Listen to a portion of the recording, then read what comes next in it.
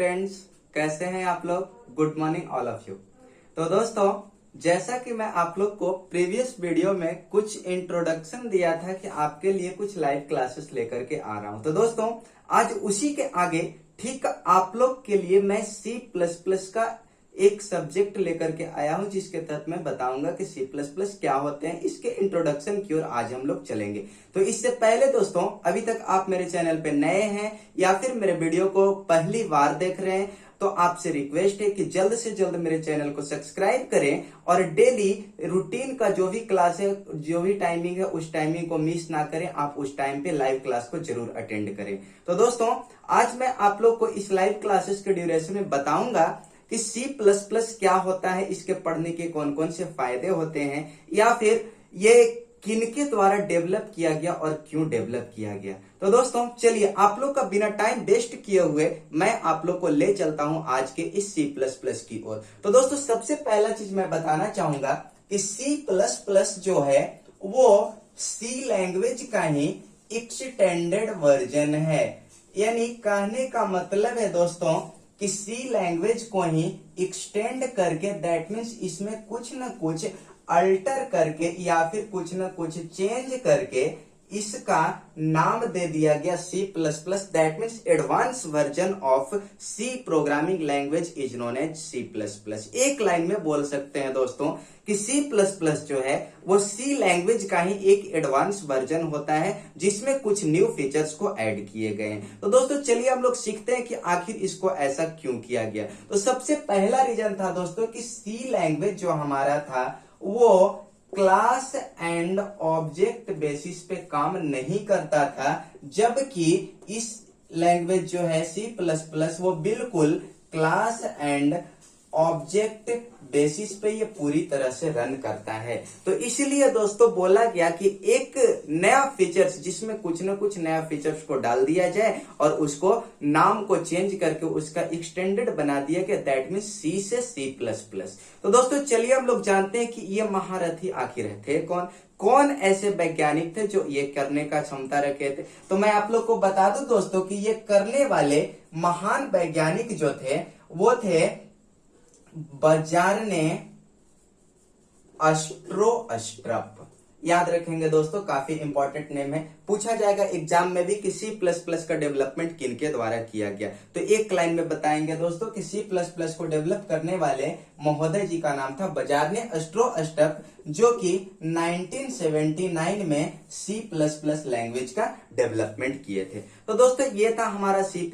एक छोटा सा टॉपिक हम लोग जान लेते कि आखिर C++ एक्चुअल में होता क्या है। तो मैं आप लोग को बता दूं दोस्तों कि एकदम एक लाइन में बोलना क्या है। C++ is a general purpose programming language, case sensitive programming language, या फिर फ्री फॉर्म प्रोग्रामिंग लैंग्वेज, या फिर इसके अलावा और बोल सकते हैं दोस्तों that supports object oriented methods. कहने का मतलब है दोस्तों कि C++ एक तरह का प्रोग्रामिंग लैंग्वेज है जो बिल्कुल केस सेंसिटिव होता है।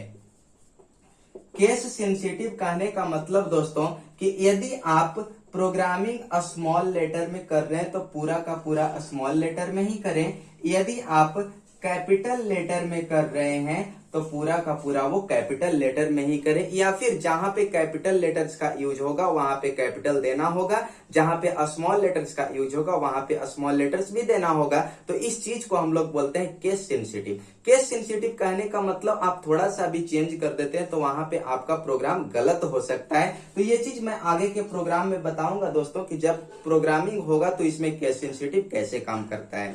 दूसरा चीज बताया दोस्तों कि C++ जो होता है वो एक जनरल पर्पस प्रोग्रामिंग लैंग्वेज है।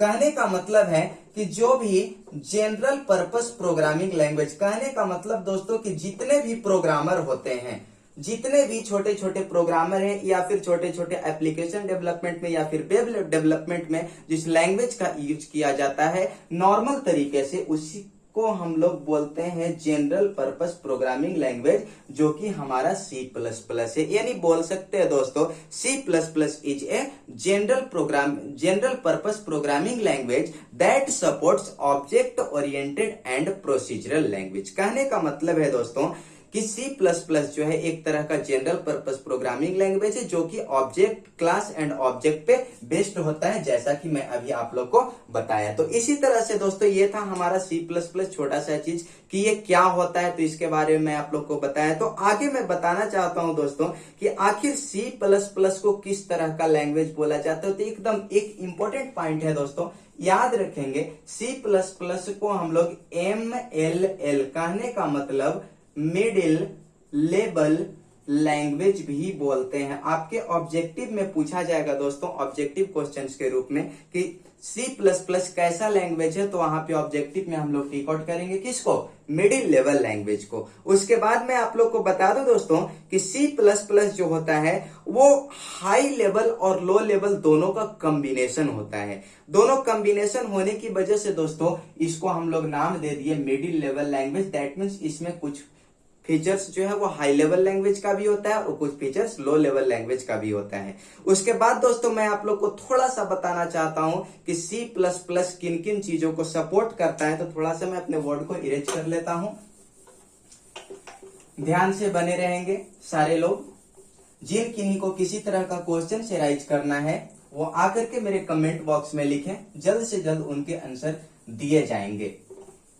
चलिए मैं ले चलता हूं आप लोगों की C++ क्या क्या सपोर्ट करता है। तो सबसे पहला चीज दोस्तों हम लोग याद रखेंगे कि C++ जो है वो ऑब्जेक्ट एंड क्लास को सपोर्ट करता है। कहने का मतलब है दोस्तों कि ये पूरी तरह से क्लास एंड ऑब्जेक्ट पे बेस्ड होता है। उसके बाद दोस्तों इसमें होता क्या है, जो भी प्रोग्रामिंग होगा वो बिल्कुल इनहेरिटेंस बेसिस पे होगा। दूसरा चीज दोस्तों और ये सपोर्ट करता है जिसको हम लोग बोलते हैं पॉलीमॉर्फिज्म। उसके बाद एक और इसका फंक्शन है दोस्तों जिसको हम लोग बोलते हैं इनकैप्सुलेशन। क्या बोलते हैं दोस्तों, इनकैप्सुलेशन। और एक और लास्ट फंक्शन है जिसको हम लोग बोलते हैं अबस्ट्रैक्शन। तो एक मिनट ध्यान देंगे दोस्तों एकदम गौर से। यहां पे देखने से पता नहीं चल रहा होगा कि ऑब्जेक्ट एंड क्लास क्या होता है, इनहेरिटेंस क्या होता है, पॉलीमॉर्फिज्म क्या होता है, इनकैप्सुलेशन क्या होता है और अबस्ट्रैक्शन क्या होता है। तो घबराने की कोई जरूरत नहीं है मेरे दोस्त। जैसे ही मैं आगे का क्लास कंटिन्यू करूंगा तो उसमें सारे टॉपिक को एक एक करके डील करूंगा। ऑब्जेक्ट एंड क्लास क्या होता है, इनहेरिटेंस क्या होता है, पॉलीमॉर्फिज्म क्या होता है, इनकैप्सुलेशन क्या होते हैं और अबस्ट्रैक्शन क्या होते हैं C++ के अंदर। तो फिलहाल हम लोग जानेंगे कि ये जितने भी तरह के फंक्शन है इसको हम लोग बोलते हैं दोस्तों फंक्शन। याद रखेंगे जितने भी तरह के ये फंक्शन है, ये सारे फंक्शन को C++ जो है वो पूरी तरह से सपोर्ट करता है, जबकि C लैंग्वेज जो है वो इसको सपोर्ट नहीं करता था। तो यहां तक समझ चुके होंगे दोस्तों। आगे मैं बताना चाहता हूं कि ये कुछ लाइब्रेरी को भी सपोर्ट करते हैं, जैसे स्टैंडर्ड लाइब्रेरी हो गए, उसके अलावा दोस्तों द कोर लाइब्रेरी हो गए, उसके अलावा स्टैंडर्ड कोर लाइब्रेरी हो गए। इस तरह से 2-3 लाइब्रेरी को भी ये सपोर्ट करता है, जिसके अंदर हम लोग जानेंगे कि डेटा टाइप्स किसके अंदर होता है, वेरिएबल किसके अंदर होता है, कांस्टेंट किसके अंदर होता है। तो ये सारे चीजों के बारे में हम लोग जानेंगे, जो कि एक जानेंगे दोस्तों हम लोग कि ये वेरिएबल ये सब जितने भी थिंग्स हैं, जितने भी एलिमेंट्स हैं, उसको किस लाइब्रेरी के तहत रखा गया। तो थोड़ा सा एक नजर हम लोग देख लेंगे, ध्यान देंगे यहां पे।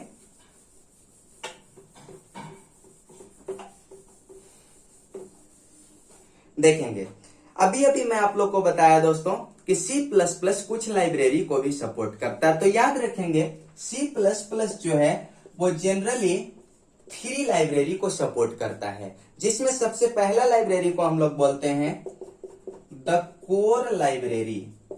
क्या बोलेंगे दोस्तों, द कोर लाइब्रेरी, जिसके तहत जनरली डेटा टाइप्स को कंसीडर करवाया जाता है,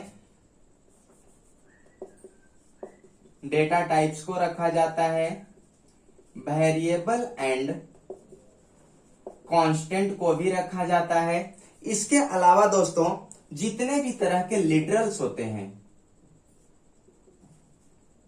लिटरल्स के बारे में आगे बताऊंगा क्या होता है। तो जितने भी तरह के डेटा टाइप्स, वेरिएबल्स, कांस्टेंट या फिर लिटरल्स होते हैं, ये सारे चीजों को ये कंटेन करने का काम करता है कौन? The core library. Second library की बात करें दोस्तों, तो सेकेंड लाइब्रेरी को बोलते हैं हम लोग the standard library.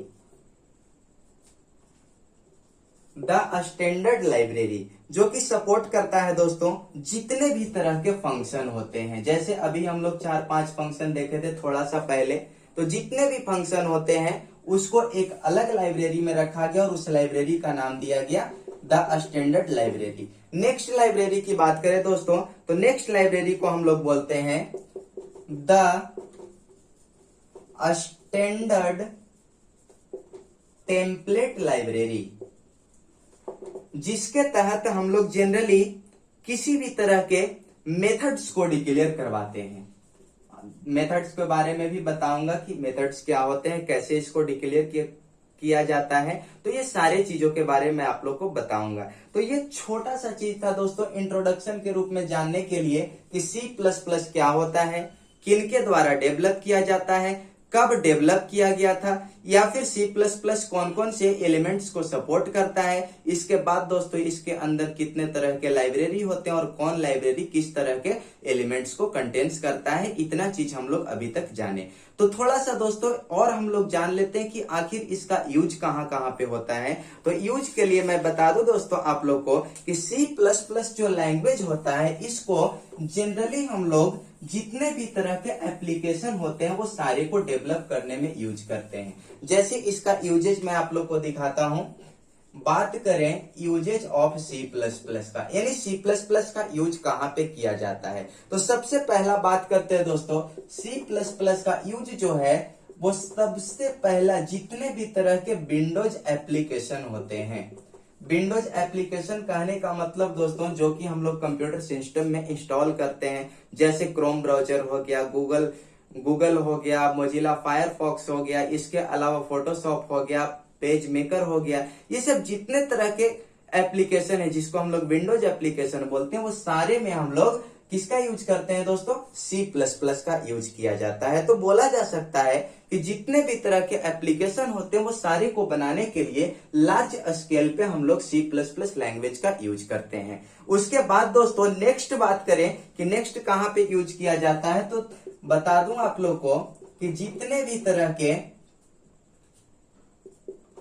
Client and server application, जितने भी तरह के क्लाइंट एंड सर्वर एप्लीकेशन होते हैं, जैसे मान लिया जाए कि मैं आप लोग को लाइव क्लासेस दे रहा हूं तो इसके लिए भी एक सॉफ्टवेयर का जरूरत पड़ा होगा, यानी एक क्लाइंट का जरूरत पड़ा होगा, एक सर्वर का जरूरत पड़ा होगा। तो डीपली इसके बारे में दोस्तों मैं आप लोग को बताऊंगा नेक्स्ट वीडियो में कि क्लाइंट क्या होता है और सर्वर क्या होता है। फिलहाल हम लोग जानेंगे कि जितने भी तरह के क्लाइंट एंड सर्वर एप्लीकेशन होते हैं वो सारे के लिए C++ लैंग्वेज का यूज किया जाता है। उसके बाद दोस्तों थर्ड नंबर की बात करें तो नेक्स्ट जो होता है वो जितने भी तरह के डिवाइस ड्राइवर होते हैं। डिवाइस ड्राइवर कहने का मतलब दोस्तों कंप्यूटर सिस्टम को रन करवाने के लिए जो पर्सनल सॉफ्टवेयर होते हैं उसको हम लोग बोलते हैं डिवाइस ड्राइवर। तो जितने भी तरह के डिवाइस ड्राइवर होते हैं दोस्तों वो सबको C++ के माध्यम से ही बनाया जाता है। उसके बाद बात करें हम लोग किसी भी तरह का फर्मवेयर कहने का मतलब दोस्तों जितने भी तरह के एंटीवायरस सॉफ्टवेयर होते हैं, बोल सकते हैं हम लोग कि फर्मवेयर एंटीवायरस सॉफ्टवेयर, जितने भी तरह के फर्मवेयर होते हैं जिसको वायरस को डिटेक्ट करने में ये हेल्पफुल होता है हमारे सिस्टम में, उस तरह के सॉफ्टवेयर को भी C++ के माध्यम से ही बनाया जाता है। तो दोस्तों आज तक के इस वीडियो में हम लोग देखें कि C++ क्या होता है। तो बताया मैं आप लोगों को कि C++ एक जनरल पर्पस प्रोग्रामिंग लैंग्वेज होता है, केस सेंसिटिव प्रोग्रामिंग लैंग्वेज होता है, जो कि बजारने अस्ट्रोस्ट्रप के द्वारा 1979 में डेवलप किया गया था। ये भी हम लोग पढ़ चुके। उसके अलावा दोस्तों मैं आप लोग को बताया क्या कि C++ कौन कौन से एलिमेंट्स को सपोर्ट करता है, जिसमें मैं आप लोग को बताया कि ये इनहेरिटेंस को सपोर्ट करता है, पॉलीमॉर्फिज्म को सपोर्ट करता है, इनकैप्सुलेशन को सपोर्ट करता है और अब्स्ट्रैक्शन को भी सपोर्ट करता है। तो ये सारे चीज क्या होते हैं मैं आगे के नेक्स्ट वीडियो में डील करूंगा, ये सारे चीजों को पार्टिकुलर। इसके अलावा दोस्तों इसके स्टैंडर्ड लाइब्रेरी के भी बारे में हम लोग जाने कि स्टैंडर्ड लाइब्रेरी कितने तरह के होते हैं और कौन से लाइब्रेरी किस तरह के एलिमेंट्स को सपोर्ट करते हैं। उसके बाद हम लोग जाने दोस्तों कि C++ का आखिर यूज कहां पे किया जाता है, जिसमें आप लोग को बताया सबसे लार्ज स्केल पे विंडोज एप्लीकेशन के लिए, क्लाइंट एंड सर्वर एप्लीकेशन के लिए, डिवाइस ड्राइवर के लिए एंड जितने भी तरह के फर्मवेयर या फिर एंटीवायरस सॉफ्टवेयर होते हैं उसको बनाने के लिए C++ का यूज किया जाता है। तो दोस्तों मैं उम्मीद करता हूं कि ये सारे चीज आप लोग अच्छे तरीके से समझ चुके होंगे और इस चीज का पीडीएफ लेने के लिए जितना भी आज के क्लास में हुए सारे का पीडीएफ लेने के लिए आप लोग मेरे Telegram channel technical concept care पे जाकर के ज्वाइन कर लें, ताकि जितने भी पीडीएफ हो आप लोग को आसानी से उपलब्ध हो सके और आप लोग की पढ़ाई बाधित नहीं हो सके। तो दोस्तों एक बार मैं कहूंगा यदि वीडियो अच्छी लगी तो अपने यार दोस्तों के साथ, अपने चाहने वालों के साथ एक बार शेयर जरूर कर दें, ताकि जो भी दोस्त हैं उनका भी पढ़ाई कंटिन्यू हो सके और उनका भी पढ़ाई किसी तरह से बाधित ना हो सके। और किसी बच्चे को किसी भी तरह का कुछ क्वेश्चन से राइज करना हो तो आप आकर के मेरे कमेंट बॉक्स में डायरेक्ट लिख सकते हैं, तुरंत उसका सॉल्यूशन भी दिया जाएगा।